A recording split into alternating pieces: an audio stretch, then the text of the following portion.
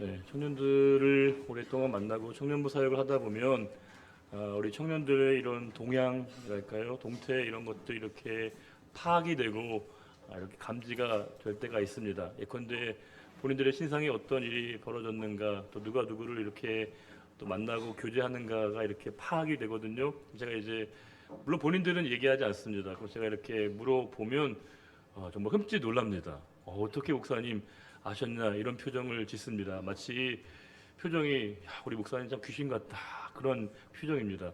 참 목사에게 귀신 같다는 말은 못하고요. 표정이 딱 그렇게 느껴질 때가 있습니다. 정말 되게 신기함을 느끼거든요. 제가 어떻게 알겠습니까? 이렇게 티가 나고요. 태가 납니다. 본인들이 감지하지 못할 만큼의 여러 이렇게 변화를 느끼게 되는 겁니다. 우리 군목에 가셨던 우리 황진호 목사님이 한번 이제 우리 교육자분들과 이렇게 저희가 대화를 하는 중에 그런 얘기를 하시는 거예요. 갑자기 이제 영어 1호 새벽반을 끊었다는 겁니다. 그래서 저희들이 바로 뭐라고 했냐면 혹시 누구 일본인 만나는 거 아니냐고 제가 이렇게 얘기를 했거든요. 왜냐하면 구태여 일본어를 배우기 위해서 학원까지 다닌다?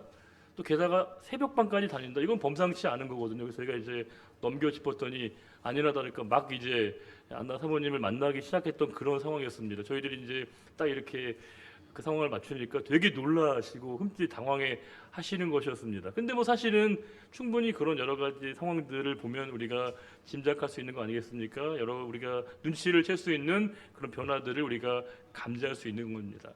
이거는 성도님들도 마찬가지십니다. 성도님들도 저희가 이제 목회를 하다 보면 혹시 좀 어디 편찮으신 데가 없으시냐고 또 혹시 집안에 어떤 문제 있으시냐라고 여쭤보게 되면 깜짝 놀라십니다. 목사님 어떻게 아셨냐고. 어떻게 알겠어요? 표정을 보면 알죠.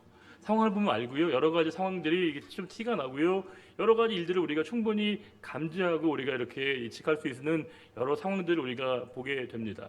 사실 우리가 정도의 차이는 있지만 우리가 여러 그 상황을 접하고 난 다음에 그 상황에 대한 우리의 이 좀 티가 나는 이런 우리의 표현 이런 것들이 우리에게 일관되고 계속적으로 나타나게 되는 그 사람의 이런 특징이랄까요? 특색 뭐 이런 걸 우리가 이제 캐릭터라고 얘기할 수 있을 터인데 묘하게 사람에게는 다 보이진 않지만 감지할 수 있는 그 사람만의 고유한 캐릭터라고 하는 게 존재합니다. 그런데 이런 거죠. 우리가 어떤 분은 굉장히 이렇게 좀 흥분을 좀 잘하는 분이 계십니다. 어떤 상황을 접하게 될 때 적어도 그 정도까지는 아닌 것 같은데 이렇게 되게 쉽게 흥분을 잘하는 분이 있는 반면에 또 어떤 분들은 굉장히 아주 냉정한 분이 있습니다. 아주 그냥 침착하다 못해 너무 무심한 것 아니냐라고 하는 생각이 들 만큼 굉장히 이렇게 평정심을 잘 유지하는 분이 계십니다. 되게 우리가 이제 캐릭터가 언제 잘 드러나냐면 운전할 때 많이 드러납니다. 보통은 잘 모르겠는데 어떤 분은 운전석에 딱 앉으면 레이서가 되십니다. 그래서 굉장히 아주 질주 본능을 통해서 굉장히 아주 이렇게 평소에 보지 못한 모습을 우리가 볼 때가 있습니다. 또 어떤 분들은 굉장히 이제 아주 정속 주행을 해서 좀 안정적으로 운전을 하는 분이 계시거든요. 되게 이제 우리가 이 두 성향의 캐릭터를 갖고 있는 분들이 이제 고속도로에 가면 확실하게 드러나게 됩니다. 근데 고속도로에 가다 보면 100이라고 하는 숫자를 볼 때 이제 어떤 분은 이건 100km 이상을 발부하는 거구나. 이렇게 해석을 하는 분이 계신 반면에 이건 100km를 넘지 말아야 되는구나라고 이해하는 분이 계시다는 겁니다. 캐릭터와 성향에 따라서 그 상황을 이해하는 바가 완전히 다르다는 겁니다. 우리가 어떤 분은 이제 성향상으로 굉장히 이렇게 어떤 몸이 아플 때 좀 이렇게 끝까지 좀 이게 미련하다 싶을 만큼 끝까지 좀 이렇게 참는 분이 계신 반면에 또 이렇게 아주 언제나 잘 이렇게 편하게 얘기하는 분이 계셔서 야, 참 사람은 정말 다양하구나. 우리 캐릭터가 이렇게까지 다 다양할 수 있구나라고 하는 것을 느끼게 됩니다. 사실 우리가 이제 우리에게 중요한 게 아니라 어찌 보면 이제 그 연예인분들과 유명인들에게는 이 캐릭터라는 게 훨씬 더 중요하다고 얘기합니다. 왜냐하면 방송에 출연하는 분들은 이 캐릭터를 잡는 게 되게 중요하다고 얘기를 하시더라고요. 그러니까 어떤 캐릭터를 확보하고 잡느냐에 따라서 이미지가 달라진다는 겁니다. 예컨대 어떤 분들이 TV에 방송을 하는데 약간 좀 이렇게 모자란 것 같은 모습으로 비춰졌는데 이걸 본인의 약간 바보 캐릭터로 잡는 분이 계시다는 겁니다. 그래서 이제 실제로 안 그럴 수 있는데 언제나 약간 좀 백치미를 이렇게 보여주어서 내가 마치 그런 이미지를 갖고 있는 것처럼 대중적으로 보여주는 그런 캐릭터를 구축한 분이 계시다는 겁니다. 또 어떤 분들은 굉장히 이렇게 버럭 호통을 잘 치시는 분이 계시지 않습니까? 우리가 뭐 박명숙 씨나 씨나 우리 이경규 씨 같은 분들은 전형적으로 이 호통 캐릭터를 본인의 캐릭터로 잘 활용해서 대중적인 인지도를 얻은 분입니다. 김보성 씨 같은 경우에는 그런 이제 의리라고 하는 단어를 제가 볼 때는 아마 잘 모르겠지만 처음에 방송할 때는 약간 치기 어린 표현으로 얘기했을 것 같은데 거기가 뜻밖의 반응이 좋으니까 이제 항상 그분은 모든 상황에 의리를 얘기하더라고. 밥 먹으러 갈 때도 의리, 산에 올라갈 때도 의리 늘 얘기해서 이게 맞는 건가 싶을 만한데 본인은 이제 그렇게 느끼는 거죠. 이제 내가 아예 의리를 나의 캐릭터로 삼겠다라고 본인이 생각을 하신 겁니다. 되게 이제 연기를 하는 분들, 영화 배우 분들에게는 특별히 이제 그 캐릭터를 분석하는 게 되게 중요하다고 얘기합니다. 왜냐하면 선과 악이라고 하는 이 구조 가운데 선한 역할을 하는 사람과 악역이라고 하는 게 되게 단순한 것 같지만 각자의 캐릭터 분석과 활용에 따라서 대중적인 그런 호감도나 반응이 전혀 다르다는 겁니다. 그만큼 이 캐릭터라고 하는 게 얼마나 우리들에게 중요한가 하신가를 알 수 있습니다. 근데 우리가 이 캐릭터라고 하는 게 그 유명인들에게만 국한된 게 아니고요. 우리들 모두에게도 정도의 차이는 있지만 다 이 캐릭터라고 하는 게 존재합니다. 어떤 분은 굉장히 좀 밋밋한 캐릭터를 갖고 있는 분이 계신 반면에 어떤 분은 굉장히 좀 감당하기 힘들 만큼의 센 캐릭터를 가지고 계신 분도 있어서 참 사람은 참 다양하다 생각이 듭니다. 근데 우리가 이 캐릭터를 잘 우리가 파악하고 있으면 하나의 용이한 부분이 있습니다. 그것은 뭐냐면요. 그 사람이 어떤 상황과 어떤 말을 했을 때 어떤 반응을 할 수 있을지를 우리가 예측을 할 수 있다는 겁니다. 우리가 대비를 할 수 있다는 거죠. 되게 우리가 놀랍게도 사람들은요. 어떤 상황에 따라서 본인이 어떤 일들을 접할 때 놀랍게도 본인의 그 캐릭터에 따라서 우리가 예측 가능한 얘기나 표현과 행동을 취하는 것을 볼 때가 있습니다. 예컨대 저는 이제 말씀을 전할 때 가능하면 좀 원고를 숙지해서 여러분과 최대한 원고를 좀 소화해서 이렇게 여러분과 눈을 좀 마주치려고 하는 편이거든요.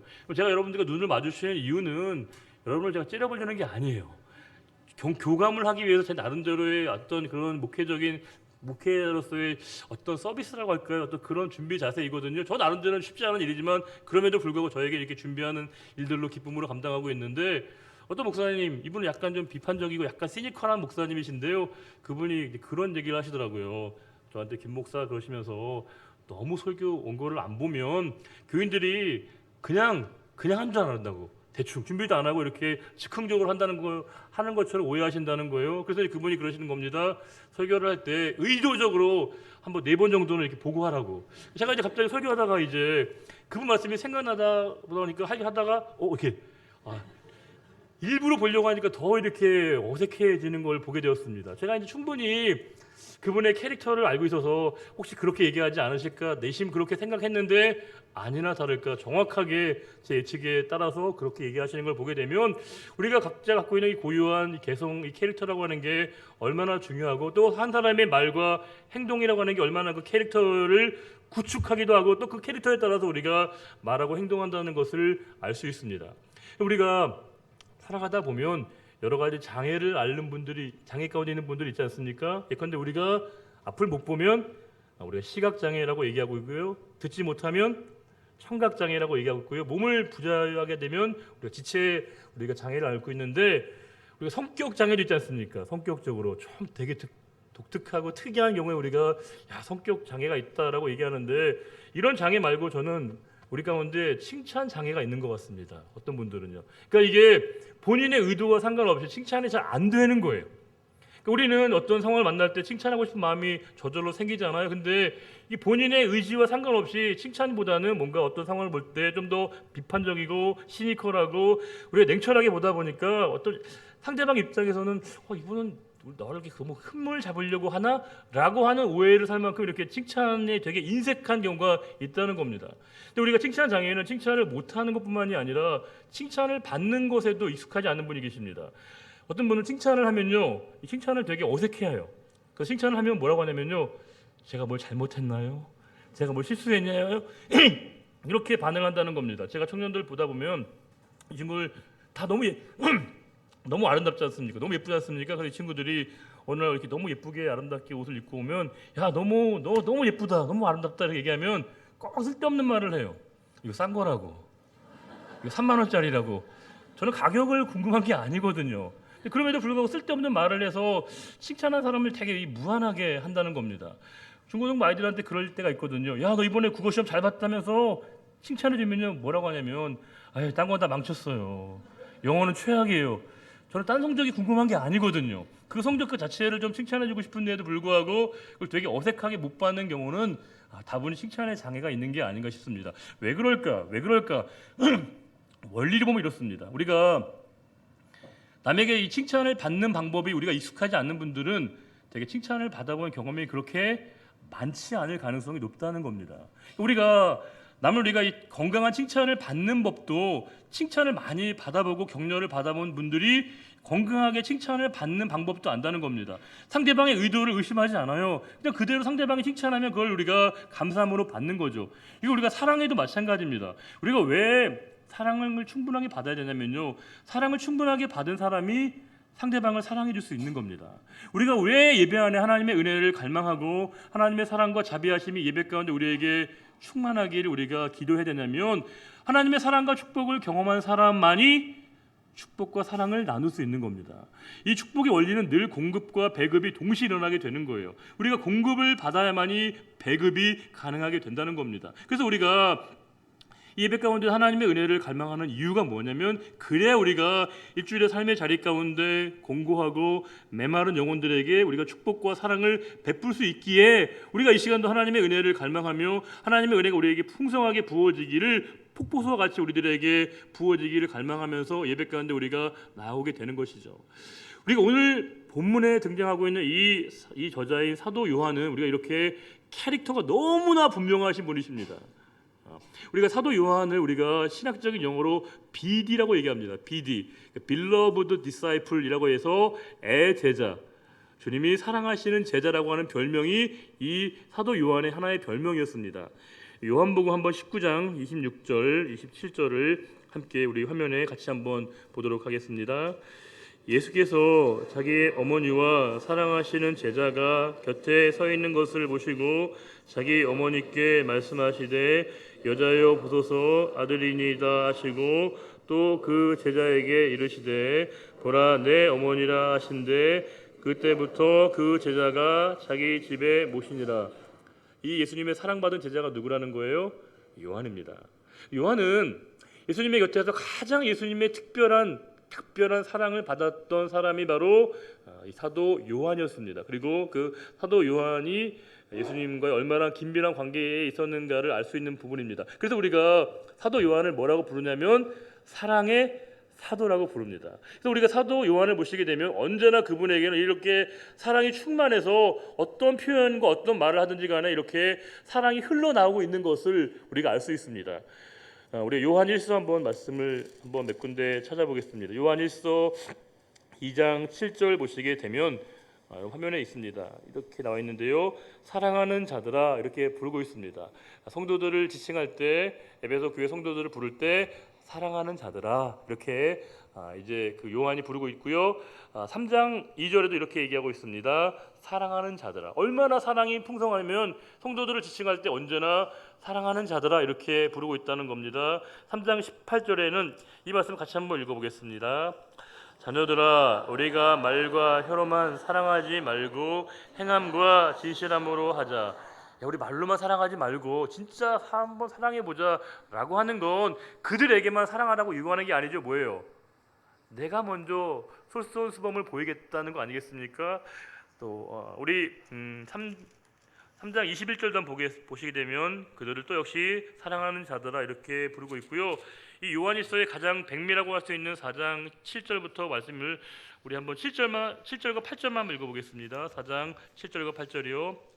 사랑하는 자들아 우리가 서로 사랑하자. 사랑은 하나님께 속한 것이니 사랑하는 자마다 하나님으로부터 나서 하나님을 알고 사랑하지 아니하는 자는 하나님을 알지 못하나니 이는 하나님은 사랑이심이라.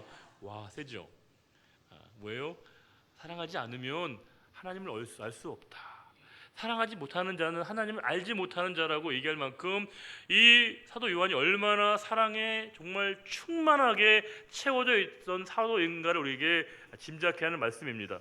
이건 우리 사도 요한의 모든 서신서에 공이 일관되게 사랑을 강조하는 말씀을 주고 있고요. 그 연장선상에서 우리가 아까 보았던 요한 2서 우리 5절과 6절만 한 번만 더 읽어보겠습니다. 요한이서 5장 6절 7절이요. 부녀여 내가 이제 내게 구하노니 서로 사랑하는 자 이는 새 계명같이 내게 쓰는 것이 아니요 처음부터 우리가 가진 것이라. 또 사랑은 이것이니 우리가 그 계명을 따라 행하는 것이요 계명은 이것이니 너희가 처음부터 들은 바와 같이 그 가운데에서 행하라 하심이라. 여기도 이제 사랑에 대한 부분을 다시 한번 재확인시켜 주고 있습니다. 한마디로 얘기하면 이 사도 요한은 사랑의 표현의 달인이다, 명인이다 싶습니다. 왜냐하면 그 자신이 이미 사랑으로 충만하게 채워져서 사랑의 표현을 하는데 조금도 그는 거리낌이 없습니다. 왜냐하면 너무나 이 사랑한다는 말을 자유롭게 표현하고 있는 이 사도 요한의 모습을 볼 수 있습니다. 그건 그가 사랑으로 잘 채워져 있는 사람이기도 하지만 그가 얼마나 이 사랑의 표현을 자주 이렇게 일상적으로 잘 표현하고 있는 사람인 것인가를 우리들에게 반영해 준다는 겁니다. 저는 가끔 이제 다른 교회 가서 이제 예배 드릴 때 보면 이제 인사를 시킬 때가 있더라고요. 우리 좌우에 계신 분들과 인사하고 앞뒤에 계신 분들과 인사하라고 하면 저는 그게 아직도 좀 어색하더라고요. 그래서 이제 원래는 인사할 때는 뭘 봐야 돼요? 상대방의 얼굴을 보고 이렇게 하는데 저는 약간 사시로 보게 되더라고요. 상대방이 눈을 잘 못 마주쳐가지고요, 약간 이렇게 눈을 정면으로 응시하면 약간 어색해요. 그래서 이제 약간 이제 좀 다르게 보기도 하고요. 또 이렇게 상대방에게 마음껏 축복하라고 하는데도 이게 저한테는 좀 많이 좀 어려운 부분이 있더라고요. 그건 이제 기도할 때도 마찬가지입니다. 기도할 때도 우리가 이제 막 손을 올려서 기도하는 수도 있는데 이건 저에게도 약간 좀 어려운 부분이 여전히 좀 있는 것 같고요. 또 이제 다른 교회 가서 말씀을 전하다 보면 이제 되게 아멘을 아주 잘하는 교회가 있습니다. 아멘을 너무 잘하셔가지고 보통은 아멘이라는 게 다가 나온 다음에 아멘 하셔야 되는데 보통 니 정도 나오면 바로 아멘이 나오는 그런 교회가 있더라고요. 바로 그냥 아멘이 나와요. 그럼 제가 이제 설교를 한 5분간 하다 보면 자꾸 저에게 이제 설교가 자꾸 맥락이 끊기는 것 같아서 제가 이제 부탁을 정중하게 드립니다. 제가 할 때는 설교를 그러니까 아멘을 좀 덜 하셔도 된다. 라고 얘기를 이제 부탁을 제가 정중하게 드리게 합니다. 왜냐하면 저는 이제 가능하면 지금 제 생각이기도 하고 저의 목회적인 하나의 그냥 큰 틀이기도 한데 제 목회 이런 생각을 여러분들 잘 아셔서 그런지 모르겠는데 여러분들도 다행스럽게 아멘을 잘 안 하시더라고요. 어떤 의미는 되게 이제 저의 목회적인 의중을 너무 잘 파악하셨다 생각이 드는데 저는 아멘 하시는 거 너무 고마워요. 그런데 어찌 의미로 보게 되면 우리가 진짜 아멘을 해야 되는 그 자리는 뭐예요? 우리가 삶의 자리죠. 제가 아멘을 기피하는 게 아니라 절제하는 게 아니라 진짜 우리가 아멘을 고백하고 표현할 자리는 바로 삶의 자리라고 하는 겁니다. 우리가 왜 이 시간 은혜를 갈망하고 은혜를 받아야 되냐면 이 은혜와 축복을 우리가 받은 그 자리에서 삶의 자리에서 우리가 그 은혜들을 우리가 쏟아내고 우리가 실천하는 게 보다 더 중요하다라고 하는 제 생각이 담겨져 있는 것이거든요. 이건 옳고 그름의 문제가 아니라 익숙함의 문제인 거죠. 가끔 이제 방송에 출연하게 되면 이제 부부가 한 4, 50년 같이 사신 부부에게 이제 사회자분들이 그렇게 얘기할 때가 있어요. 아내분에게 사랑하라고 얘기해보라고. 근데 그 말을 잘 못하시는 거예요. 사랑하지 않아서 그렇죠. 아니 너무너무 사랑하는 거예요. 그런데도 불구하고 이게 잘 안 하다 보니까 익숙하지 않은 거예요. 근데 이제 하도 사랑하라고 하니까 이제 사랑합니다라고 얘기하면서 이제 또 사회자가 더 거기다가 이렇게 안아주라고 얘기하면 이게 되게 어색한 그림이 될 때가 있다는 겁니다. 그거는 옳고 그름의 문제가 아니죠. 익숙함과 그렇지 않음의 차이라고 하는 겁니다. 지금 사도 요한께서는 너무나 이 사랑에 충만한 분이었기 때문에 사랑을 아주 자유롭게 표현하는 분이고 본인이 또 이렇게 사랑하도록 권면하는 말씀을 하고 있는 분이 바로 이 사도 요한이었다는 겁니다. 그런데 그분이 이제 4절 보시게 되면요, 이런 말씀이 있습니다. 너의 자녀들 중에 우리가 아버지께 받은 계명대로 진리를 행하는 자를 내가 보니 심히 기쁘도다. 뭐예요? 그들을 에베소 교회 성도들을 이렇게 칭찬하고 있는 이 사도 요한을 볼 수 있습니다. 이 사도 요한께서는 정말 이 그들이 말씀 안에 온전히 세워져 있는 모습을 보니까 너무 기쁜 거예요. 그래서 정말 그들을 마음껏 칭찬해주고 있는 사도 요한을 볼 수 있습니다. 그분이 어떤 분인가 우리가 충분히 가늠케 하는 부분이죠. 그분이 어떤 분인가를 우리가 확실하게 알 수 있는 부분은 5절에 있습니다. 5절 보시게 되면 부녀요. 여기서 부녀라고 하는 건 여인들이 아니라 교회를 얘기하는 건데요. 내가 이제 내게 구하노니, 이 에로토라고 하는 단어가 구한다는 말이 뭐 하냐면요, 정중하게 요청하는 겁니다. 간구하는 겁니다. 지금 사도 요한은 노사도입니다. 그리고 예수님 당시에 활동했던 생존했던 유일한 사도입니다. 모든 교회 성도들에게 존경과 신망을 받고 있는 사람임에도 불구하고 명령과 지시의 권위적인 모습이 아니라 오히려 그가 그들에게 이렇게 정중하게 자신의 마음을 표현하고 있는 걸 보게 되면 그가 얼마나 정말 절제된 인격의 사람이며 모든 분들에게 존경받아 충분한 인격을 갖추고 있는 것인가를 우리들에게 보여주고 있다는 겁니다. 그럼 명령할 수 있어요. 그럼에도 불구하고 오히려 그가 갖고 있는 권한을 어떻게 해요? 오히려 성도들을 섬기고 사랑하는 마음으로 사용하고 있는 이 요한을 보면서 우리가 큰 도전을 받는다는 겁니다. 우리가 사회도 그렇고 교회도 그렇고 나라 민족에도 우리가 어른이 많이 필요하다는 얘기를 많이 하지 않습니까? 우리가 이제 말 그대로 그 권위를 가진 그 상황 가운데 오히려 그 권위를 본인이 더 섬김의 자리에서 표현하고 있는 이 사도 요한을 보면서 정말 대단한 분이다. 정말 그분의 이 캐릭터가 우리에게 충분히 파악되기에 우리가 부족함이 없는 분이 바로 이 사도 요한이었습니다. 그런데 이제 그분이 이렇게 얘기하신다는 거예요. 7절 이하 보시게 되면 어조가 많이 바뀝니다. 7절 보시게 되면 미혹하는 자가 세상에 많이 나왔다. 미혹하는 자, 이 플라노스란 말은 뭐냐면요, 그들을 진리로부터 어긋나게 하는 사람들입니다. 성도님들이 진리 안에 거하고 진리 안에 있어야 되는데 그들을 진리로부터 벗어나게 하고 이탈하게 하는 그들을 미혹하는 자들이 있는데 그들이 너희들 가운데 너무 많다는 겁니다. 근데 그들을 뭐라고 얘기하냐면 적그리스도라고 얘기하고 있습니다. 왜냐? 그들이 바로 예수 그리스도께서 육체로 오셨다는 그 사실을 부인하는 자라고 얘기하고 있습니다. 예수 그리스도께서 이 땅에 육체로 오신 것 뭐죠? 성육신 사건을 부인하고 있기 때문에 그들을 적그리스도 미혹하는 자라고 얘기하고 있습니다. 그런데 그들을 대할 때 어떤 태도를 취해야 되냐? 8절에 이렇게 얘기하고 있는데 너희는 스스로 삼가 우리가 일한 것을 잃지 말고 오직 온전한 상을 받으라. 그래서 온전한 상은 영생인데요. 중요한 게 뭐냐면 삼가라고 하는 단어입니다. 이 단어가 명령법 현재형으로 되어 있다는 거예요. 그게 뭐냐면 명령형이라고 하는 건 반드시 지켜야 되는 거죠. 준엄한 뜻입니다. 그런데 그것이 시제로 현재형으로 되어 있다는 건 뭐냐면 이거는 한 번의 단회적이고 일회적인 명령이 아니라 뭐예요? 지속적이고 계속적으로 그 명령을 수행하고 받들어야 된다는 것을 지니고 있습니다. 그건 뭐냐? 너희가 스스로를 삼가는 일들을 계속해야 된다는 겁니다. 스스로 자기 자신을 돌아보고 성찰하는 일들을 끊임없이 해야 된다는 것을 말씀하고 있는 거죠. 우리가 기독교는 완성형이 없습니다. 기독교 신앙은 완료형이 없어요. 다 우리는 모두 다 진행형일 뿐입니다. 주님이 우리를 부르시는 그 날까지 우리는 다 영적으로 보면 공사 중인 거예요. 우리가 스스로가 나 됐다, 끝났다라고 하는 그 순간이 우리가 가장 치명적으로 넘어지기 쉬운 지점이라고 하는 겁니다. 우리가 불교에서도 우리가 깨달음을 얼마나 강조합니까? 깨달음을 불교에서 굉장히 중요하게 여기잖아요. 우리에게도 깨달음이 있습니다. 우리도 진리를 깨닫고 말씀을 깨닫는데 과연 그분들이 얘기하는 그 깨달음과 우리의 깨달음이 무슨 차이가 있을까라고 하는 거죠. 우리가 불교에 보게 되면 선종에서 도노돈수, 도노점수라고 하는 게 있지 않습니까? 어떤 이 깨달음과 수행이 동시에 일어난다. 도노돈수고 그것이 점차적으로 차이를 둔다. 도노점수인데 불교에서는 그 깨달음의 내용들에 대한 여러 가지 수행 방법을 얘기하고 있습니다. 그런데 그 깨달음의 내용과 우리의 깨달음의 근본적인 차이가 존재한다는 거예요. 이게 뭐냐? 우리는 그 깨달음의 주체를 자기 자신을 생각하지 않습니다. 진리를 깨닫고 말씀을 깨닫고 말씀이 들려지게 된다면 스스로가 그것을 깨닫거나 아는 게 아니라는 겁니다. 이 시간 하나님의 말씀이 우리에게 들려지게 되고 그 말씀이 우리에게 공명이 일어나게 된다면 하나님께서 우리들에게 역사하시는 그 상황이라는 것이고요. 너무나 감사하게도 성령께서 우리 마음의 문을 열어주셔서 하나님의 말씀이 들려지고 마음에 새겨지게 된다는 거죠. 말씀이 깨달아지는 그 자리도 내가 그것을 깨닫는 게 아니고요. 성령께서 우리에게 역사하시는 그 순간이기에 항상 우리가 성령님의 자리에 그분의 역사하심을 의존하면서 그분 안에 내 자신을 돌아보도록 오늘 말씀을 그렇게 권면하고 있다는 겁니다. 그러면서 이제 마지막 부분에 그 진리 안에 거하고 있지 못한 자들, 그들이 이 복음 안에 거하고 있지 못한 교훈을 따르지 않는 자들에 대해서 어떠한 대처를 해야 될지를 10절과 11절에 이야기하고 있는데 우리 이 말씀을 같이 한번 읽어볼까요?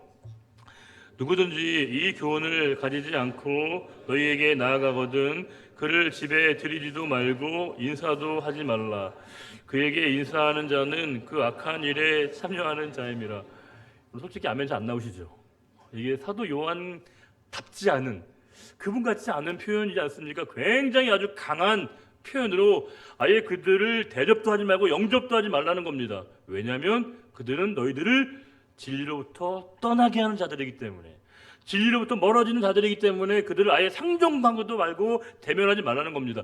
이거 당시의 상황을 보면 굉장히 파격적인 거죠. 왜냐하면 당시에는 여러 교회 이제 상주하는 목회자가 많지 않았기 때문에 여러 교회를 이렇게 순회하는 순회 전도자들이 많았거든요. 근데 그분들을 잘 대접하고 그분들을 섬기는 게 교회의 아름다운 덕목이고 미덕이었는데 아예 그런 전통을 갖고 있는 성도들에게 그들은 아예 집에 들이지도 말고 인사도 말고 환영도 하지 말라는 겁니다. 왜냐? 그들을 진리로부터 벗어나게 만들고 진리로부터 떠나게 하는 그들에 대해 그들이 얼마나 경각심을 가져야 되는가를 사도 요한마저도 이야기하고 있다는 겁니다. 그분은 사랑의 사도잖아요. 마치 그분의 사랑의 표현법으로 따지면 모든 걸 다 관용하고 이해할 듯 보이지만 전혀 우리의 생각과는 다르게 끊어야 될 것을 끊어내고 이어질 것을 이어지는 게 진짜 사랑의 실천이라고 하는 것을 우리들에게 보여주고 있습니다. 왜냐? 이 악을 행하는 자들의 특징은 뭐냐면요, 악인들은 자신만 넘어지는 게 아니라는 겁니다. 자신만 무너지는 게 아니라는 거예요. 자신의 관계된 모든 사람들을 동시에 무너지게 할 수 있다는 겁니다. 여러분, 이 독일 나치 사회를 다루고 있는 여러 영화가 있는데 그 다운폴이라고 하는 그 히틀러를 다루는 영화가 있습니다. 이제 여러분들 혹시 보셨나 모르겠는데요. 이 영화의 제목은 이제 몰락이라고 하는 뜻이죠. 이 영화를 보시게 되면 그 원래 히틀러의 비서격인 사람이 이제 그 관점에서 이제 그 패전의 상황들을 다루고 있는 영화거든요. 이제 그 연합군과 그 소련군에 의해서 이제 그 베를린이 점령되기 한 열흘 전에 그 독일 벙커에서의 상황의 그런 긴박한 일들을 보여주고 있습니다. 정말 그 상황이 완전히 그냥 카오스입니다. 정말 난리가 나고요. 그때 막 그 히틀러가 굉장히 광분하고 있는 그 장면들이 영화에 그대로 노출되고 있습니다. 얼마나 그가 또 나약한 인간인가를 보여주는데 이 영화에 대한 패러디물들이 여러 편 나와 있습니다. 근데 우리가 영화를 보면서 한 가지 생각해 보는 건 그런 거죠. 히틀러가 개인의 몰락과 타락은 그 한 사람만의 몰락과 타락으로 끝나지 않았다는 겁니다. 그를 둘러싸고 있는 많은 참모들이 같이 타락을 했고요. 또 독일 국민들이 타락을 했고 또 많은 이 유럽에 있는 사람들이 같이 몰락하게 되어지는 그 일들의 중심에 있었다는 겁니다. 그래서 우리가 오늘 말씀에 따르게 되면 이 사도 요한이 우리들에게 강하게 권면하고 있는 것은 그 상황을 가볍게 여기지 말라는 것이겠죠. 저는 이 말씀을 향해서 우리에게 향하시는 하나님의 음성을 우리가 다시 한번 들어야 된다고 봅니다. 그것은 뭐냐? 우리가 이런 악한 자들의 미혹과 우리를 흔들려고 하는 모든 사람들로부터 우리가 분연하게 우리를 지키려고 하는 우리의 태도가 필요하다는 겁니다. 우리 이런 자세 가운데 물들지 않고 우리가 영향받지 않는 우리의 이 자세를 견지하게 되고 끊임없이 우리를 성찰하는 태도가 우리에게 필요하다는 거예요. 또 한 가지는 뭐냐? 우리가 누군가를 무너뜨리지 않게 조심해야 된다는 겁니다. 누군가를 우리가 상처 주지 않도록, 누군가에게 고통을 안겨주지 않도록 우리가 끊임없이 우리 자신을 스스로가 늘 깨달아야 된다는 겁니다. 우리가 악의 영향을 받지 않는 것만 중요한 것이 아니라 우리가 누군가에게 그렇게 되지 않도록 우리가 그 자리에 서는 게 중요하다는 거예요. 한 가지 더 말씀드리면 우리는 누군가에게 악영향을 끼치지 않는 선을 떠나서 우리가 만나는 사람들에게, 우리가 만나는 모든 이들에게 그리스도의 사랑을 전하고 우리가 그들을 따뜻하게 될 중요한 책임으로 하나님 우리를 부르셨다라고 하는 겁니다. 하나님이 저와 여러분을 예배 자리에 왜 부르셨겠습니까? 왜 매번 예배를 통해서 말씀을 듣게 하시고 은혜 자리에 서게 하시겠습니까? 그 이유는 우리가 단순히 악에 물들지 않는 그 수준이 아니라 우리가 이 충만한 은혜를 경험함으로 말미암아 우리가 진짜 힘들고 어려운 분들을 손을 잡아주고 격려하고 도닥거려주고 그들에게 하나님의 사랑을 온전하게 실천하도록 하나님이 우리를 그 은혜와 말씀의 축복의 통로로 우리를 부르셨다라고 하는 겁니다. 그 말씀을 통해서 우리는 사도 요한을 통해서 우리들에게 절실하게 말씀하시는 하나님의 음성에 저와 여러분이 귀를 기울여야 할 것입니다. 우리가 우리 자신을 늘 돌아보면서 우리가 진리 앞에 섬으로 말미암아 우리에게 무엇을 말씀하시든지 그 말씀 앞에 온전히 섬으로 진짜 힘들고 어려워하는 모든 영혼들에게 그리스도의 사랑으로 손을 잡아줌으로 그들을 일으켜 세우는데 저와 여러분의 모든 삶의 자리 가운데 하나님의 은혜가 은혜되어지는 귀한 삶을 넉넉히 살아갈 수 있는 우리 모두가 되시기를 주님의 이름으로 축복합니다. 기도하겠습니다. 아버지 하나님 감사합니다. 사도 요한을 통해서 우리에게 향하시는 하나님의 음성을 듣습니다. 하나님 아버지, 우리가 악한 자들의 그 영향으로부터 우리가 우리 자신을 지키는 것 중요하지만 또 우리가 누군가에게 영향을 그렇게 아픔을 주고 상처를 주고 고통을 안겨주고 있지는 않은가를 돌아보는 시간이 되게 해주시고, 하나님 우리에게 너무나 큰 사랑을 주셨습니다. 너무나 큰 은혜를 주셨습니다. 십자가의 절대적인 사랑으로 저희들을 품어주셨습니다. 저희를 위로하신다고 하시는 주님의 말씀, 저희들을 사랑하신다는 주님의 말씀을 저희가 다시 한번 우리 마음속 깊이 감사함으로 받아들입니다. 우리가 이 과분한 사랑을 받았기에 이 은혜와 사랑과 축복을 흘려보내는 자의 삶이 되기를 원합니다. 우리의 입술이, 우리의 눈빛이, 우리의 행동 모두가 주님의 사랑이 구현되어지는 자리가 되게 해주시고, 그 노사도였던 사도 요한을 통해서 교회가 회복되었던 것처럼 우리 역시도 그와 같은 일에 쓰임받기를 원합니다. 주여, 저희들 모두에게 한량없는 은혜와 자비를 부어주셔서 예배를 통한 진정한 치유와 회복과 구원이 있는 이 예배가 되기를 간절히 소원하오며, 언제나 우리와 늘 함께 하시는 우리 주님 예수 그리스도의 이름으로 감사하며 기도드리옵나이다. 아멘. 예, 자리에 일어나셔서 주와 함께 가리라 함께 찬송하겠습니다.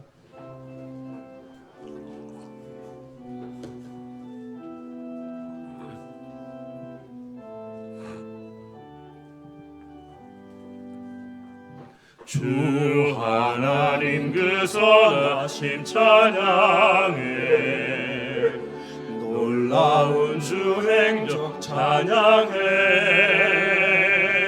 주님의 사랑이 가득 넘친 교회, 주 사랑 이제 전파하려네. 우리에게 주어진 소명대로 우리 사랑 널리 전하자. 주 비춰주시는 그 빛을 따라서 어디든지 주와 가리라.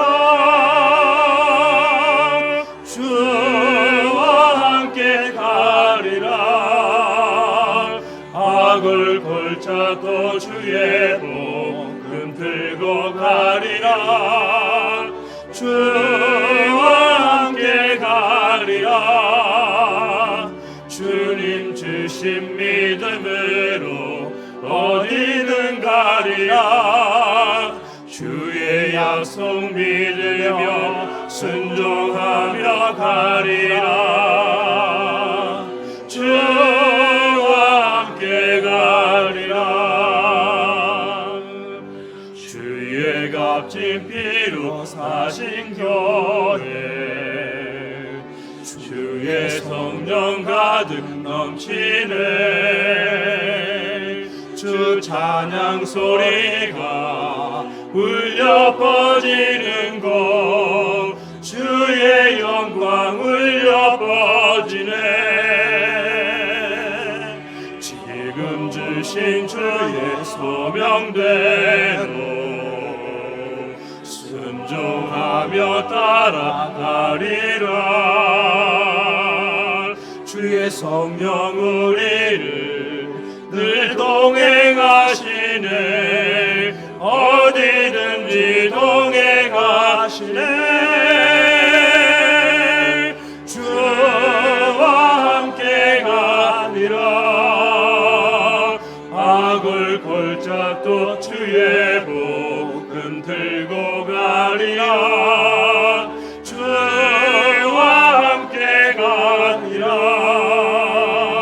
주님 주신 믿음으로 어디든 가리라. 주의 약속 믿으며 순종하며 가리라. 주와 함께 가리라. 주와 함께 가리라. 주와 함께 가리라.